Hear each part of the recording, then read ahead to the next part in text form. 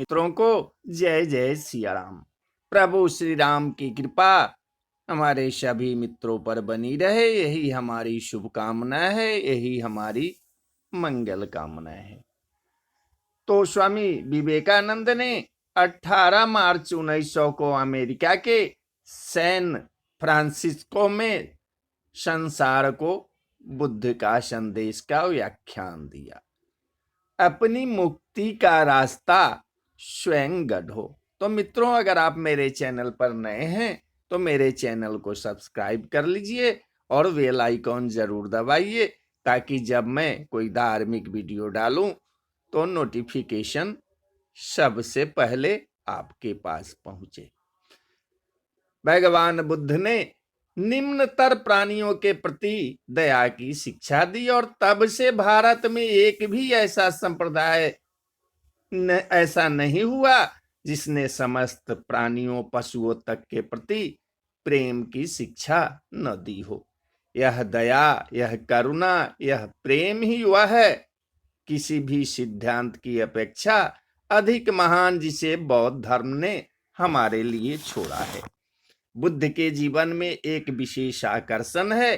अन्य किसी की अपेक्षा में मैं उस चरित्र के प्रति सबसे अधिक श्रद्धा रखता हूं। वह साहस, वह निर्भीकता, वह विराट प्रेम। उनका जन्म मनुष्य के कल्याण के निमित्त हुआ था। सत्य की खोज उन्होंने इस कारण की कि लोग दुख से पीड़ित थे। उनकी सहायता कैसे की जाए, यही उनकी एकमात्र चिंता थी।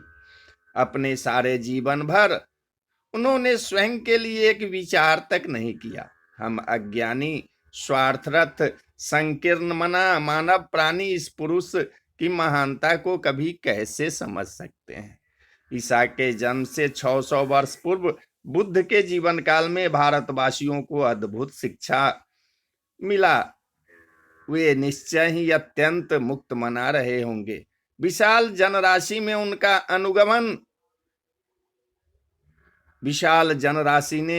अनुगमन किया। राजाओं ने अपने सिंहासन त्यागे, रानियों ने अपने त्यागे। लोग उनकी शिक्षा जो इतनी क्रांतिकारी थी और जो युगों से उनको पुरोहितों द्वारा मिलती रहने वाली शिक्षा से इतनी भिन्न थी, का आदर कर सके और उसे अंगीकार कर सके। लेकिन उनकी बुद्धि असाधारण रूप से मुक्त और विशाल रही है। और उनकी मृत्यु पर विचार करो। यदि वह जीवन में महान थे तो मृत्यु में भी महान थे। उन्होंने तुम्हारे अमेरिकी आदिवासियों से मिलती जुलती जाति के एक सदस्य द्वारा भिक्षा में दिए खाद्य पदार्थ को खा लिया।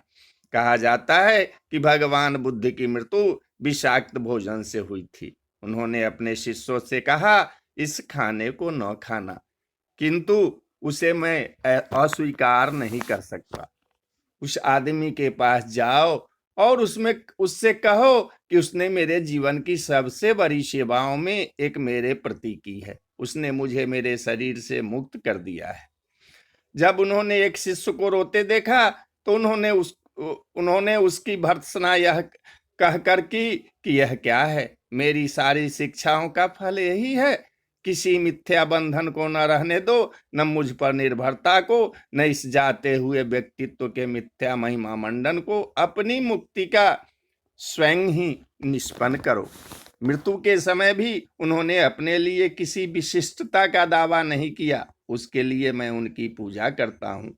मुक्ति की उस भूमिका में जिसे वे निर्वाण कहते थे, प्रवेश करने के लिए उन्होंने हर व्यक्ति को आमंत्रित किया। किसी न किसी दिन उसे सबको प्राप्त करना है और वह उपलब्धि ही मनुष्य की चरम निष्पत्ति है।